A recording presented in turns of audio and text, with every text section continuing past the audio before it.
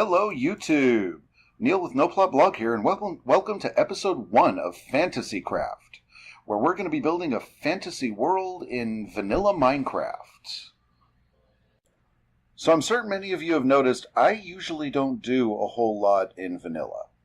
I've been playing Minecraft for a lot of years. When I first started playing Minecraft, there were no animals. I think there was like one biome. As a matter of fact, I remember early on playing on the web in a Java app that was basically creative mode with like 16 blocks. So I've played Minecraft a lot through the years, and I've loved a lot of the changes that Mojang has made to the game over the years. But vanilla Minecraft, while I enjoy it, I much more enjoy... Whoa, just had a huge dip in frame rate there. I much more enjoy the flexibility that modded Minecraft has to offer. Wow, I am getting some weird chunk loading here. I may have to make some changes to my settings here. Let me pause the video for just a moment here. I apologize about this, guys. Let me adjust my video settings a bit, and I'll be right back. Okay, sorry about that, guys. I do all this on a laptop, so I have to keep my video settings on the low side, and I forgot to turn maps off. So it was trying to do like 4 different types of textures for every block, and that slows down rendering a great deal. But as I was saying, I generally enjoy the flexibility of modded Minecraft. You usually have a lot more materials to work with. I like running the tech mods because I like to build these huge factories, and the magic mods can be fun too. I mean, it's nice to be able to blast the Ender Dragon with a fireball, but mostly, I tend to play modded Minecraft, and with the tech mods, and especially with the aesthetic mods. Stuff like Chisel and Carpenter's Blocks, Bibliocraft. But, at the same time, vanilla offers its own unique challenges. And I should actually start getting wood before the sun starts going down here. And I kind of wanted to explore that a bit, and just kind of... I don't know, just kind of take a more challenging look at my more creative builds and try to create something very fantasy kind of... I want to draw a lot of inspiration from like World of Warcraft, Dungeons and Dragons, EverQuest, Final Fantasy 11, and Final Fantasy, was it 13 or 14 was the other online one. I played both of them. I just can't remember which number it is. But want to draw a lot of inspiration from fantasy gaming for this world. So it's going to be a lot of over-the-top type structures where things are really pretty but don't make a lot of sense. Right, if you've ever played those kind of games, just armor. As example, if you look at World of Warcraft armor, it offers 0 protection. I mean, we're talking about women running around in bikinis made of extremely unflexible metal materials, pauldrons, which are pieces that go over your shoulders to protect your neck during combat, that are so large that they completely block all line of sight. So, I mean, it's all very pretty and all very unrealistic. And that's kind of what I want to go for with our builds in this series. I want pretty, but 0 functionality if anybody were to try and build it in real life. Well, okay, I shouldn't say 0 functionality. I want things to look like they have a purpose, but with a lot of bells and whistles that just don't make sense for the purpose of the building, and in a lot of cases would actually, in real life, reduce the functionality and structural integrity of the buildings. Kind of what I'm going for. So the first thing we're going to have to do is get some food supply going and get some mining going. And we kind of think through fantasy races. And when I think of mining, the first thing, obviously, that comes to anybody's mind is dwarves. I don't know necessarily that I want to build a dwarven city first thing, though. Dwarven cities tend to be almost completely underground, and are huge, massive, frightening constructions, probably compensating for the fact that dwarves are so short. So, if we're going to do something dwarven, extreme hills are right there, and extreme hills are perfect for the dwarves. So if we start getting away from dwarven mines and start looking at other races that were known for mining and smithing, first thing that comes to my mind, personally, is the orcs. Orcs were always known for not having as good of smithing techniques as the dwarves, but producing massive amounts of armor and weaponry as any warrior race in a fantasy environment would. So I really think where I want to start is with an orc city. And I'm actually thinking, I'm kind of looking over the swamp biome to see how big it is, but I think a swamp biome or the roofed forest over there, actually really leaning more towards the swamp biome. But then again, because roofed forest, I want to save that for the elves. But maybe... is there some plains over this way that I see? Or is that more extreme hills? Because some plains would work nice as well. And maybe some plains that fall into some extreme hills, so that they have the mountain behind them and then the city built in front of the mountain. As a matter of fact, the more I think about it, the more I like that idea. So I think that's actually a lot of extreme hills over here. So why don't I go ahead and do this, guys? I'm going to pause the video here for a few minutes, find myself a good location for our starting city, probably hide through the night a few times, because I've spent so much time talking here that I've done a really poor job of preparing myself for the first night. But I'm going to pause the video here, and I'll come back with you when I found a good location for the Orc Village. Alright, I'm back, and I think I found what I was looking for. Let me just cook up a little bit of this mutton here, because I've had nothing but moldy bread to eat for 3 days. I probably misquoted that terribly. You will find that when I make quotes, I make them wrong. So it's not plains, it's a birch forest. We do, however, as I was kind of looking for, have the mountain to our backside here. And what I'm thinking is, the orcs settled this area, and aside from metal, you need wood to make tools and weapons and what have you. So they would have settled in this area and clear cut. I mean, they just start tearing trees down left and right. And I'm thinking I could even leave large areas where just the last block of the birch tree is down. Just stumps of trees that they've cut down. They haven't bothered to replant. They haven't uprooted the land to make room for them to build anything. And just kind of give it a feel of an area that was naturey but was devastated by the orc invasion. And right up against the mountain here, I kind of like this because right back in here, we've got this kind of ravine.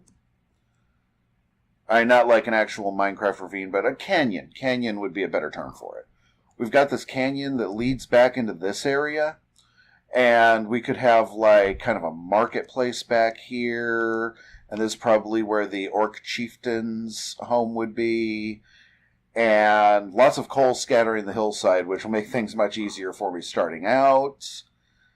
And I think the mine itself should be at the base of the mountain, but at the base of the mountain, thinking right there is where the mine should be. Kind of in this first offshoot that turns around, this would be a good place to dig into the dirt and start cutting through the cobble. Let's just kind of... Now, do I want to do it 1 wide or 2 wide? Let's do 2. I try to always work in odd numbers, but sometimes you just got to go with the even numbers. And I'm thinking this would come down a little bit, and then, and I'm working with wooden tools yet right now because I just got out here. I'm thinking this would come down a little bit just past the dirt there. And I want 5, 4, and this will give me some cobblestone to get some cobble tools with. 4, 5, and that's the depth of it. And then we start coming down there. And I'm thinking not a lot before we reach the smithy. Because it would make sense for the smithy to be right by the mines. I know I start this video out saying, I don't want it to make sense, I don't want it to make sense. And then I'm sitting here, well, it would make sense if I... But... kind of a difference between over-the-top architecture and realistic workflow. If they're pulling the iron out of the mountain here, this is where they would start smelting it down into ingots. So let's, I left my crafting table up here. Let's just come up here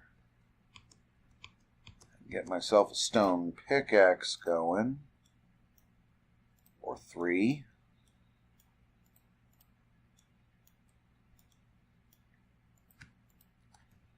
That's not the fastest cutting tools in the world, but that'll be enough to get going on this part of it. And I should have enough coal to make me some torches as well. That would be... If you can make yourself some torches, that'd be great. And just light this up going down. So we don't want to go down a lot before we hit the smithy. Let's say...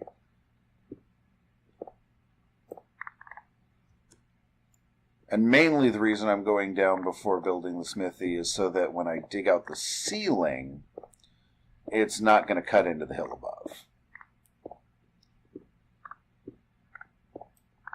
Thinking that's 58. 55 should give me plenty of room to build a tall ceiling in there. And all of this masonry, the whole shape and structure of this is kind of temporary. For right now, I really just want to get things cleared out, but torches are definitely not going to be where they are right now. I'm putting them mainly there habitually, because when I dig my mines that nobody ever sees, that's how I dig them. But this I actually want to be, even though it's going to be functional, it's going to be the mine that the orcs mine all of their metals with. It's going to be the mine that I mine all of my metals with. So even though I want it to be functional, I also want it to be pretty. So this is going to be a real slow mine because I'm going to be building rafters to kind of give the feeling that they're trying to keep the ceiling from collapsing in on top of them and what have you. Let me get some of this iron here. Because when these stone pickaxes break, I'd like to replace them with iron. Eventually, I'll get an auto fishery going so that I can make certain I've got myself a decent set of diamond mending uber buff enchantment tools. Just throw dirt in there right now. And then, okay, so this would be the doorway into the smeltery. And the smeltery should be rather large. I mean, not as big as a dwarven smeltery where it boggles the eyes. You don't even know how some guy who's only 3 foot tall could dig out 50-foot ceilings. But I'm thinking a good 9 by 9. Oh, not 9 by 9, Neil. You're digging even. Last chance to change your mind on that. 10 by 10 it is. I really hate working with even numbers. I mean, like, really hate working with even numbers. You know what? I'm going to widen out this ramp down here, and the ramp going down into the mines itself will be a 3 by 3. So I'll dig another section out like that. And that way this room can be 9 by 9. I hate working with even numbers. So 1, 2, 3, 4 on that side. Right? 1, 2, 3, 4, yeah. 1, 2, 3, 4 on that side. Okay. Yeah, because if I start building this in even numbers, I have to keep building it in even numbers, and there's a lot of things that are very difficult to do. And is 5 high going to be enough? Let's do 6 high, and I can always just build down the ceiling if that. 1, 2, 3, 4, 5, 6, yeah. I can always dig down the ceiling if that proves to be too dwarven. But there's a lot of things that are really difficult to do if you're working with even numbers. Particularly stuff like A-roofs, and a lot of curves are hard to do properly when working with even numbers. And it's just a whole lot easier if you can have a single block center point to your construction, in my experience. I have seen a lot of interesting stuff built on even numbers, but it wasn't built by me. 2, 3, 4, 5, 6, 7, 8, 9. So what I'm going to do, I'm going to go ahead and pause the video here while I get this area cleared out. And then I'll come back with you and we'll probably, for the time being, just discuss what's going to go on with this room, but maybe we'll do, maybe we'll start doing some of the clear cutting outside of it as well. So I'll be right back with you. Okay, we're back, and I've got this room cleared out here, got some of the stairway cleared out, and have started getting some ideas how I want to lay out this room. And as I come out here and start clear cutting the birch, kind of wanted to talk to you guys about it as we close out this episode here. So I'm thinking, and yeah, so I'm thinking orcs are hunters. They're very much, it's why they're considered so warlike, is it's just in their blood to hunt. So I was thinking it would make sense if they were primarily carnivorous. So lots of beef, maybe some chicken, but most importantly, a lot of mutton. They would probably even raise sheep specifically for the meat, and cows. And because of that, they're going to have a lot of access to wool. And as they cut through an area collecting all the wood that they need for their massive structures, they would also come across a lot of excess of dye. So, whoa, hello, Skelly. Wasn't expecting to see you here. 1.10 combat mechanics, I still have to get used to them.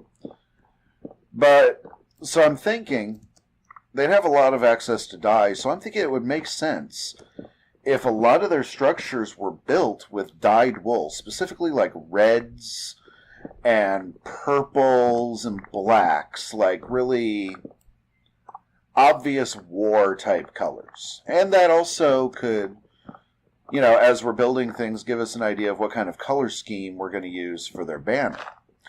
So I'm thinking as I build up the orc buildings, and even down there in the blacksmith, I want to use a lot of wool.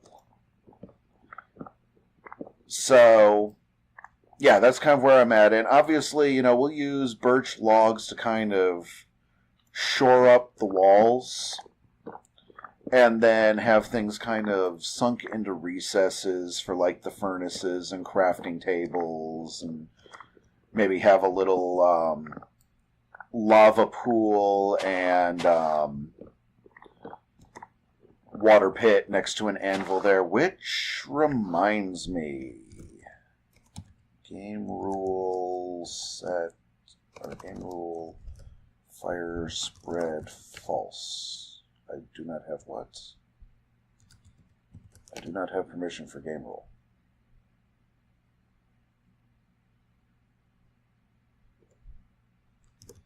I should.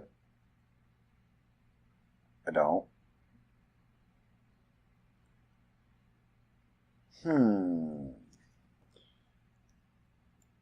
That's interesting. It's a single player world. I should basically be OP. Maybe I need to open it to LAN and... Oh, yeah, I need to open it to LAN and enable cheats. That's what I need to do. Because I want to turn off fire spreading and mob griefing.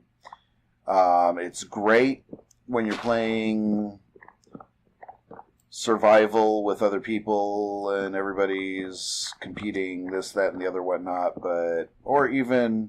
Most of the time I leave it on in survival just because it adds an extra little element of excitement to my world. But as this is going to be mostly about creative builds, I don't want lava and creepers destroying everything. So, in between episodes, I'll turn cheats on and set the game rules there so that we have those ready. But,